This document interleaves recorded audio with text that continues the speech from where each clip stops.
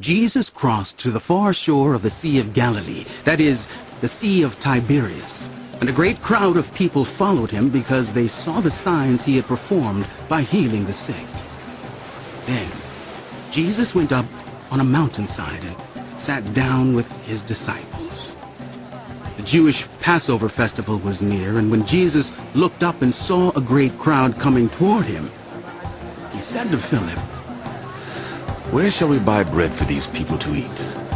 He asked this only to test him, for he already had in mind what he was going to do. Philip answered him, It would take almost a year's wages to buy enough bread for each one to have a bite.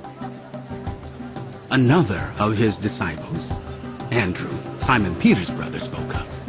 Here's a boy with 5 small barley loaves and 2 small fish. But how far will they go among so many? Jesus said, Have the people sit down. There was plenty of grass in that place, and they sat down. About 5,000 men were there.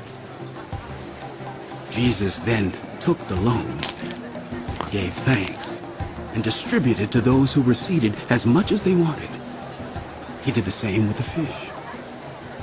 When they had all had enough to eat, he said to his disciples, Gather the pieces that are left over. Let nothing be wasted.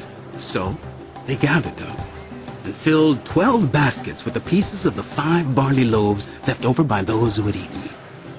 After the people saw the sign Jesus performed, they began to say, Surely this is the prophet who is to come into the world. Jesus, knowing that they intended to come and make him king by force, withdrew again to a mountain by himself.